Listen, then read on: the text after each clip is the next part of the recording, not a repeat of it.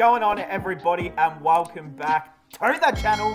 And today we've got the most expensive homes in the world for 2022. Now, look, pretty self-explanatory. But secondly, you know, these are videos that I would normally just watch like by myself.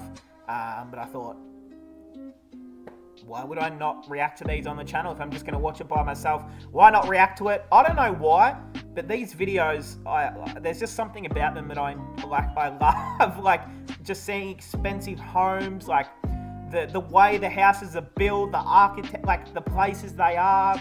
I don't know why. It's like architecture just gets me going for some reason. Not that way, but anyway. I'll let it that out. Let's go straight into it.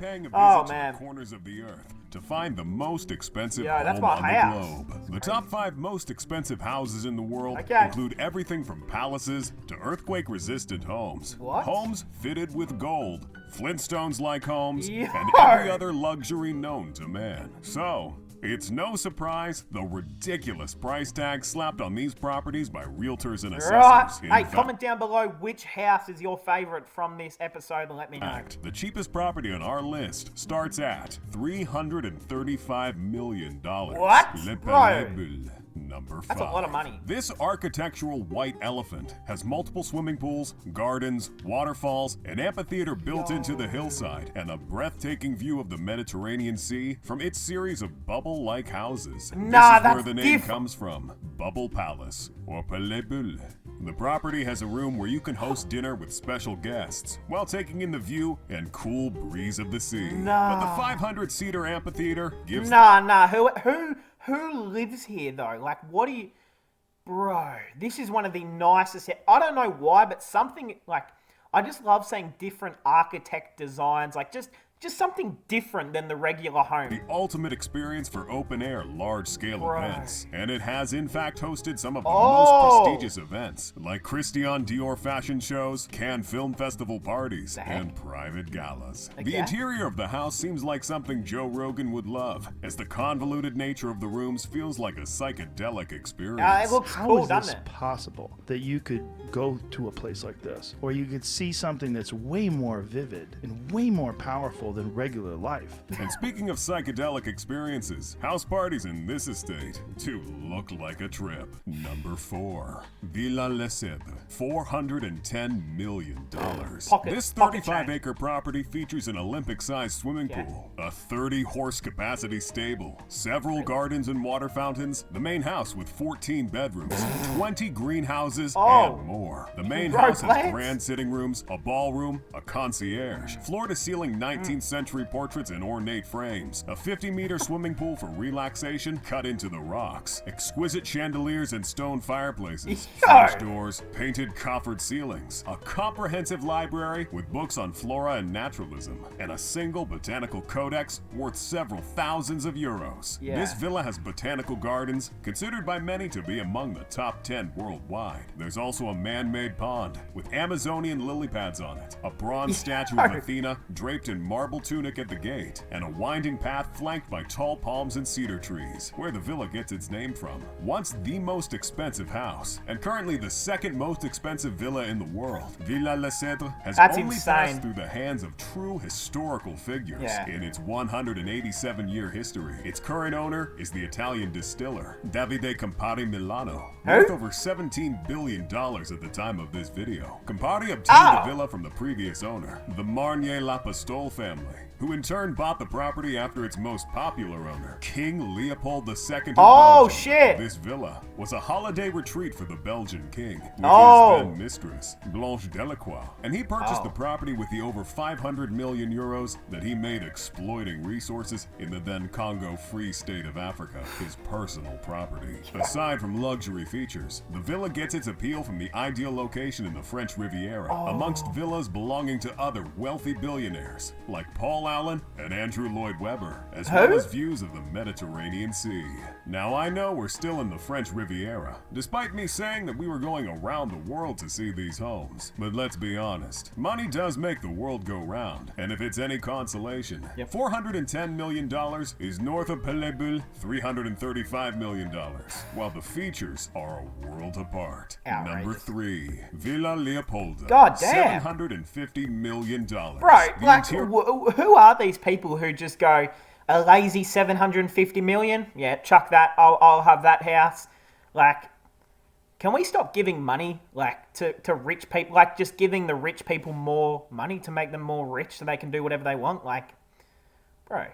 Like, I mean, as much as I love these videos, they just make me wonder about what they could do with their money. They could literally just, give a quarter of that money to someone and it would change like 10 people's lives. Like, I don't know. That's just features extravagant luxury with 400 million on a house. Wooden beams. You'll find a movie theater, 14 exquisite black marble baths, and 10 grand bedrooms. Bro, who needs 14 baths? Do you have 14 people in your house? I mean, shit. Unless it's the Playboy Mansion, I don't think you need that many. Bowling alleys, luxurious dining rooms and kitchens, a library, and several sophisticated artworks and sculptures. Yo, that one was pretty cool. Is a work of art that invokes the French Belle Epoque style, and why not? Since it was designed over centuries by several different architects and interior designers like Ogden Codman, Mika Ertegun, and Renzo Mongiardino. The entire compound is a sprawling 50-acre estate and features wealthy additions like a grand swimming pool, a helipad, several relaxation points, freshly trimmed gardens, and over 1,000 trees that give the estate covering and calming views. This is the most expensive villa on Earth and the most expensive private residence in Europe. It's located on the Villa Franche-sur-Mer Heights between Nice and Monaco in the French Riviera. Can we move out of France now? It's not my fault these expensive houses are all here. Is it a cave? Blame this woman, who got the estate as a gift from his philandering highness. This guy. That's right. King Leopold II and his mistress were busy in several estates on the Mediterranean coastline. Perhaps Leopold enjoyed reminiscing of ancient battles between past Caesars on the Mediterranean Sea. Subsequently, it has passed through the hands of other wealthy people, like Gianni Agnelli, the then owner of Fiat and Juventus Football Club, and the richest Italian in modern history, controlling 4.4% of the country's GDP and 3% of the country's workforce at the peak of his powers. That's crazy. He also loved to dress fancy and party. Bro, did you just hear what they said? 4% of the country's GDP was owned by him. Is that what they just said? Hold on a sec. If that's true, that is the craziest shit I've ever heard. Of the country's GDP. Hold on. What? Football Club and the richest Italian in modern history, controlling 4.4% of the country's GDP and 3% of the country's workforce at the peak of his powers. He also loved to dress fancy and party, and Villa Leopolda was his spot. The current owner, Lily Safra, also had magnificent parties with her husband in the villa while he was still alive. Lebanese-born Brazilian banker Edmond Safra bought the property in the 80s. In one of their parties, tulips were airlifted in from Holland. World-renowned chef Roger Verger created exquisite dishes, and musicians like David Wood and Sergio Mendes were flown in from the UK and California, respectively. Who? John Fairchild described the party as ultimate in conspicuous consumption. You know what went on at you know what happens at these expensive parties. I don't even have to tell anyone what happens at these parties. You guys know. Like, Lily people Safra, know what happens even after here. the death of her husband, is worth $1.3 billion today. Number 2. Can I have some of that? $2 billion. Ladies and gentlemen, take a breath. Okay. Seriously, pause this video and take a... All right. I've taken my breath. Now let's get into it. Deep breath. Right. Now, where were we? Ah, yes. We're finally exploring beyond the French Riviera. Thank you, And would you know it, we're exploring a house that's out of this world. Yep. Apologies, but the four corners of the earth just won't cut it. Our number one home may be the most expensive home, but this is by far the most remarkable. As a matter of fact, it is the most expensive home belonging to a person, to the richest man in India and chairman of Reliance Industries, Mukesh Ambani. Yeah. Now, hey, we have done a few videos, so I'm not going to, speak much through this. The owner of the Mumbai Indians, we've done a few reactions to the man. $95.7 billion Insane. at the time of making this video. Leighton Holdings, the renowned Australian firm, was responsible for the interior design. Yeah, were we The building really? has a ballroom and That's 80 so capacity inspirational. velvet seat cinema, 3 helipads on the roof, 3? 9 separate elevators, Oh, shit. a 168-car garage, a temple for worship, a spa, an entire level of floating vegetation, Yeah, we seen and a that. snow room Yeah. that is pumped with snowflakes at all times. crazy. The home is vertically divided into 6 sections, with each section symbolic of the Hindu ascension to enlightenment. The sections represent earth, water, fire,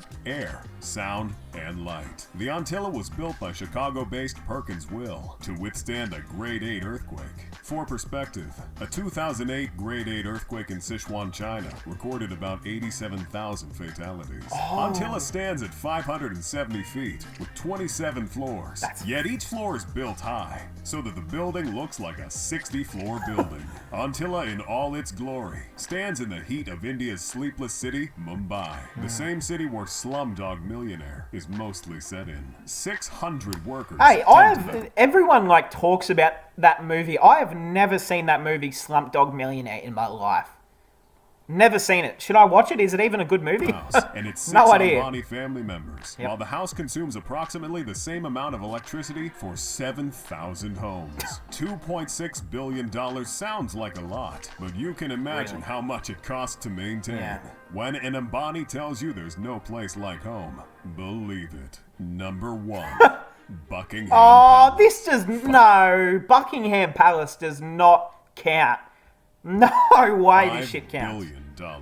The eternal presence of the Queen just proves that we're in the Matrix and nothing is real. But trust me guys, that price tag is real. Buckingham Palace is the most expensive property on the surface of God's green earth and is an iconic monument of neoclassical architecture. The palace has 775 rooms, including 52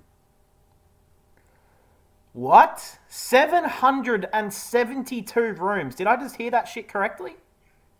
Bro, 700 rooms. That fits a lot of principal people. bedrooms, 78 baths, 19 state bedrooms, 92 offices, and almost 200 staff bedrooms. This estate has its own post office, jeweler's workshop, and the largest private garden in London. The home was built in 1703 and has gone through modifications over the years by various architects and designers, hence its rich blend of architectural and interior design styles. Some rooms feature the famous Belle Epoque style, while several reception rooms have a Chinese Regency styling. Buckingham Palace has several rooms, including the music room, blue, green, and white drawing rooms, 50-meter-long picture gallery with works from the likes of Rembrandt and Van Dyck, and of course, the throne room. There are also several other rooms in grand halls that serve for hosting parties and receiving Is that the dignitaries. man, Narendra Modi, right? Is that him?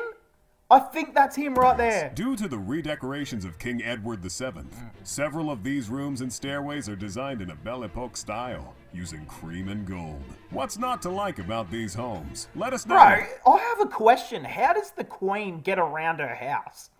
Like, bro, we're looking at this. Like, you're telling me the Queen is walking up all these stairs and walking down? Bro, she's 145. She's not walking up any of these stairs. Someone must, like, carry her around the whole house. Because, bro, there's no way she's walking... Even I wouldn't be able to finish walking around this entire house. I don't know how she does it. Style. But hey, using cream and gold. that's gonna cap What's it not off. to like about these homes? Let us know in the comments below. And if you enjoyed this video, make sure to leave us a like. What the You can heck? A day in the life. Oh, okay, maybe we'll watch that. No, we won't. We won't ever watch that. Hey, shout out to the man King Luxury. Original link in the description. My favorite house from this video was definitely the first one. The first one, the Flintstone looking home, was the craziest shit I've ever seen. And that is the home that I would probably pick. But then again, if I was given any 3 of these houses, I'd be pretty comfortable. So, hey, that'll cap it off. It kind of makes you think, wow, you know, these people are living in, you know, 10 houses in one, while we're, you know, trying to just keep living in one. It's crazy, isn't it? But hey, that is how it's going to go. Cap it off. I hope we all enjoyed, and I'll see everyone in the next one.